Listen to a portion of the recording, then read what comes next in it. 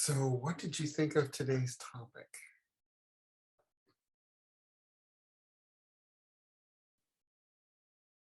Uh, Aloha, Sensei. Hi. Thank you. Um, my first thing was you said, "What holds us back? What holds you back?" And my first thing that came up for me when you asked that question was, um, "To what? What holds us back from what?"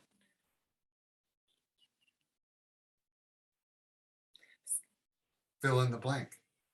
Yeah, from achieving our goals or from. Um, See, it's really interesting how your mind works. What your question? You question. Oh, what does he mean? What does it mean to you? Is it your training that you feel held back? Is it your job? Is it your friendship with people? What is it? I'm wondering what does it bring up in you? well, we had a great discussion, and I really appreciated sharing with Melly and Lynn. Um, and however, I didn't share a little bit more. I could share a little more about specifically for myself, what held me back, holds me back is self-doubt and I think, and fear. We talked about that a little bit. I think just fear in general holds us back. Fear of being criticized, fear of being judged, from if we're trying to speak our truth. And for me, I have the motivation. I feel like I have the intention and the motivation, and yet there's still like a negative pattern or some, I'm not sure exactly what it is, that keeps me still from not pursuing what my goal is. Interesting. Yeah, so I still have a lot to think about. So that was a good question. Thank you. Yeah, you're welcome. Yeah, isn't it? Fear comes from the outside. Stress comes from the inside. Mm. Yeah, we have stress, and that comes usually internally. Something comes up and we get stressed over it, and it manifests in different ways. But fear is that comes from the outside. So, it's always good to go, okay, what am I afraid of? You know, why am I afraid of that? Why am I afraid of that? And just kind of drill down on it until you come Yeah. up with something. And then it's good to talk to somebody about it to get feedback. That's like, the when you look at the uh, responsibilities of a teacher, that's the third one, for the teacher to point out or put in touch with the internal material that is in your way. You know, so that's a good subject to talk to Curtis and say about. Thank you. Yeah, you're Yeah. welcome. Anybody else?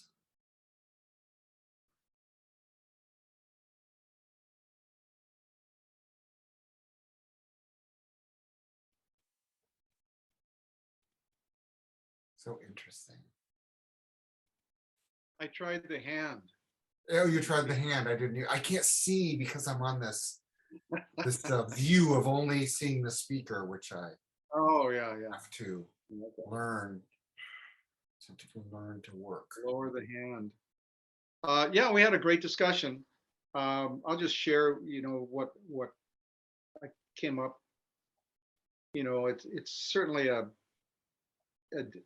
deep issue, for everybody, I'm sure.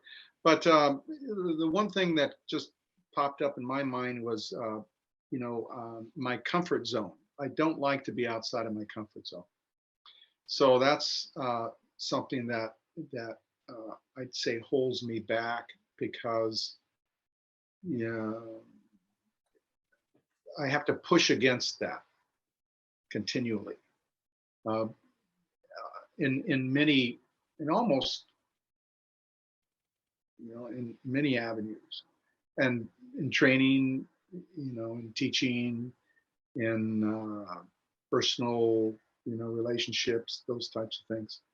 So then you'd have to say, well, what part of your comfort zone is threatened, and you have to dig down into that, which would be a good exercise. But moving out of my comfort zone, that's would be mine. Ah, yes. Thanks. Get comfortable being uncomfortable. Yeah. It's like Well, working it out. works. Yeah. But yeah, it's like working out. When you work out, you have to, you'll be sore the next day or the day after, and then you've jumped another level, and it's like with anything else, like it could be anything like public speaking or whatever you're uncomfortable with, it's just a matter of doing it enough that it reduces that uncomfortableness in you. So you have to identify what exactly you're uncomfortable with specifically, and then move forward from that. But yeah, that's good. Anybody else? Lynn Curtis. Yeah. I yeah, we found a lot of uh resonance, in the things that we were sharing about what makes us uh hold back and not really, you know, express ourselves, let's say, for example. And what surprises me is how much compassion I have for, a lost dog, homeless people, and, just worry about people in Afghanistan, things like that.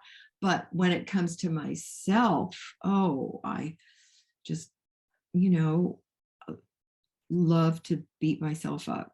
Oh, yes. And yeah, so it's nice to have little insights, um, let's say in the midst of beating myself up over something. Yeah. So yeah, and you know what? It's good. It's freeing to even talk about it. Right. To be able to say to a group of people, yeah, I I have a lot of self-loathing and I beat myself up, and fear of judgment, holds me back, and you know um and, and then to see uh how important training is, Mhm. and having aikido as a life practice, Right. that you just have to just keep chipping away, working at it, you know keeping one point, and you know trying to, yeah. Yeah, I uh, totally get that. yeah. Yeah. I would get so mad at myself for doing something wrong or stupid or whatever. And I was really critical, self-critical of myself. One experience I had that you may have, I've probably told this story, but was when I was here with a group of people from Arizona. We're training at the Hongwanji because the dojo was being rebuilt. And I'm a visitor, and I don't know, there's like 11 people from Arizona that came to train. And only during the day, it was only Suzuki Sensei, Reina, and Curtis Sensei sometimes. And I remember one class, I, of course, got Curtis Sensei saw me doing something wrong and brought me up front to correct me. And then somebody in the audience I don't know kind of made I don't know, a remark, or like they kind of snickered, or something like that. And he kind of shut him down. He just went, "Hey, this is the place you want to be. Because you make a mistake, and if I fix you up here, you'll never forget." And I thought, oh yeah, that is good. If I make a mistake, I'll actually grow from it. You know, I mean, that's basically what it was. And I didn't know that. I wasn't thinking of my mistakes as something I can learn and grow from. I just thought, oh, that's just, well, I was thinking of it sinking me when actually you're building on it. You know, if you could actually retain and overcome your mistakes and remember them. Yeah, but yeah, I totally understand exactly what you're saying, man. Yeah, absolutely. Anybody else?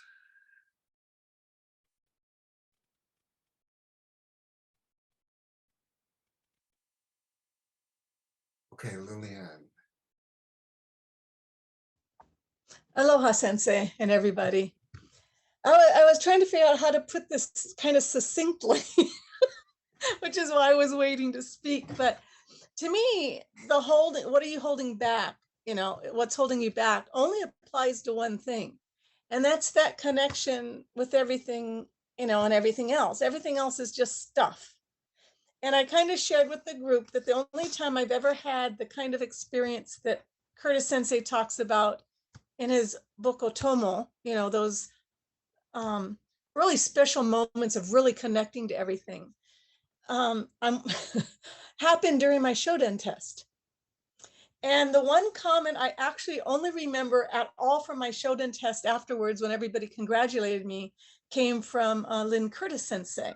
And she said, I saw an expression on your face I've never seen before. And I didn't know how to reply to that because that had just happened. It was so beautiful and so magical. So now, that being said, now that I've had a glimpse of that, you know, my question to myself is, yes, what is holding me back? I know what it is. I know, you know, I felt it. I know it's there. And I know I'm lazy. You know, I attend everything I can. I don't care what anybody says about anything. I just plug along. You know, I'll be the tortoise, but why I can't get rid of that part of laziness part of me at the end of the day to even go for longer meditation sessions, or, you know, do more than I do, I don't know. That's what I need to figure out. How deep is that level of commitment deep in me that I can just keep poking myself and saying, do it, do it, do it. I like, you know, you and Lynn Curtis Sensei just said about doing the work and as a life practice. Yeah. It's always good to have someone that you can talk to and helps push you, you know, somebody Yes. can work with. And it doesn't, you know, of course, Curtis Sensei is there, but other people can help you and push you. And it's, you know, when you have your own dojo, yeah, your only chance is to go to seminars, you know, be around people that aren't afraid to push you. Because, you know, when you get into a dojo situation and you're the teacher, your students will push you to a certain extent, and you have to keep above them. But sometimes, you know, you're just doing enough to get by. Yeah. Right? Just enough. All right. Just enough. I did mention that I was a little bit, which I shouldn't be, a little bit jealous that I don't have access, you know, to somebody else closer. You know, I do get to Hilo every once in a while, but, you know, boy, I'd be so stoked to be living on Maui or Oahu to Right. be able to train with, yeah, but that's okay. It is what it is. It is, yes. But you just have to make the most of what you have. Hi. And I think that's important to realize that. And, you know, write down your training, keep track of it. If you keep a log and write it down, then you can see, oh, look, I've laxed here. Oh, look, I'm actually doing good, you know? So that's always a good thing to do. Write things down. Yeah. Thank you. Yeah, you're welcome. Let's see who remains. Ah, Melly Stokesbury.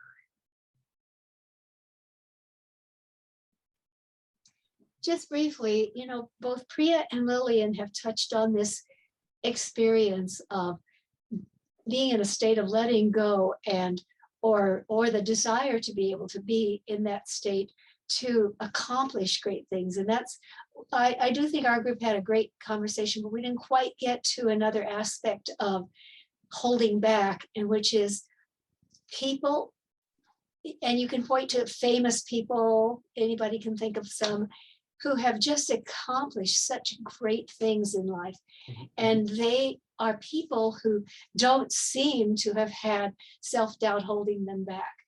They seem to have been able to just go for it. And I think our training is pointing us in that direction by teaching us that when you have mind-body coordination, even if it's just momentary, you're in a state where you can be letting go of what's holding you back. And so that's what we're working toward. Mhm. Beautifully said. Thank you. Yeah, you can only control what's in your 3-foot world. That's like a little saying they say for rock climbers, because when you're climbing a rock, you don't have anything but you and the rock. And if you fall, you could injure yourself if you're not. And people who free climb, I don't know, on these, there's some shows on Netflix where they show these free climbers, and they fall, they die, basically. And they were interviewing one, and he said, well, what goes through your mind? He goes, I only look 3 foot ahead of me. Anything that's in my 3-foot world is the only thing that matters at that time. You know, I can't worry about anything else but whatever's in my 3-foot world.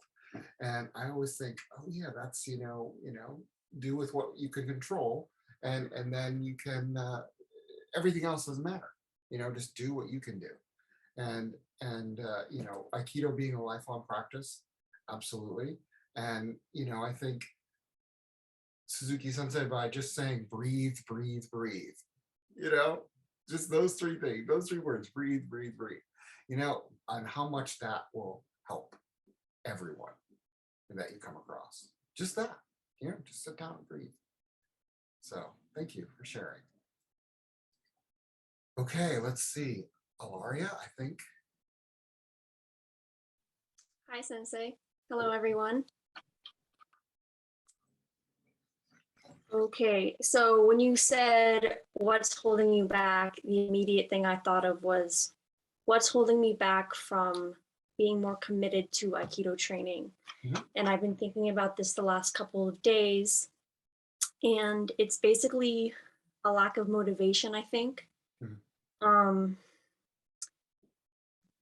And then when you asked, how are you holding yourself? It was a lot like what Lynn Curtis Sensei said. I have a lot of self-loathing that comes from procrastination. I procrastinate and then I loathe myself for it. So that's more just in my general life.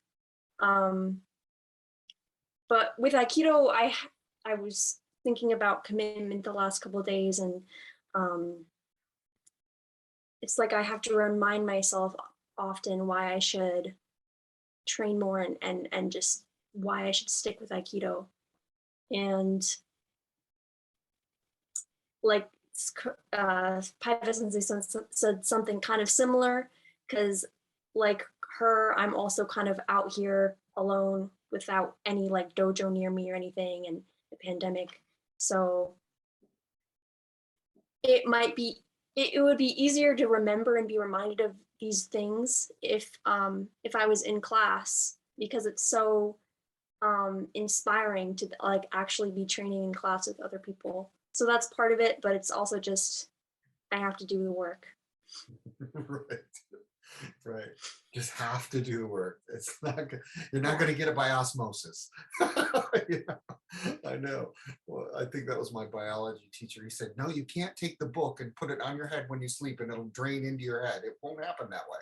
It doesn't happen by osmosis. You actually have to read the book." Yeah. So in fact, what you said, it kind of what I found this little article. It's not really an article, but it's just kind of a saying. And I wanted to read it to everybody. It says, if you're feeling angry with the people who've wronged you, frustrated by the opportunities you haven't received, limited by obstacles that prevent you from making changes, discouraged by failures and setbacks, ashamed of yourself for mistakes you've made, disappointed in yourself for making the wrong choices, anxious about everything that isn't working in your life, congratulations, you're human. everybody has these feelings. And I read that and went, oh, well, that hits the nail on the head, doesn't it? You know, because I felt every one of those things, you know, every one of those things. And I went, oh, yeah, I'm human. Well, I guess that's a good thing, you know, because if you didn't, maybe you'd be a little bit psychotic, you know, or have something wrong, chemically imbalance in you. So, yeah, I totally agree. You know, you just got to do the work. You know, that's I've heard Kirsten say that. You just gotta do the work. You know, I'm here to guide you, but you're the one that has to do it. I can't do it for you. You know, you have to be the one. So it's good that, you know, we do have a lifelong practice. It's good that we do have the opportunities that we do have. And you know, I always remember Suzuki Sensei going, you know, back in when they didn't have videos, they didn't have books, they didn't have anything. You know, they didn't have anything about Aikido. We didn't even know what Aikido was when Toi Sensei came. You know, and now think about it, you could go on YouTube and watch Curtis Sensei videos. You can watch, you know, we have Zoom that we can do Zoom on. There's so many technological things that we can do, but still, you have to do the work. You know, so yeah. Does anybody have anything else they'd like to share before we sign off? Thanks for the opportunity. It's been great. I always enjoy these talks sometimes. You know. So anyway, thank you all very much. Domo arigatou gozaimasu. Have a good one, and I'll see you next week. Aloha.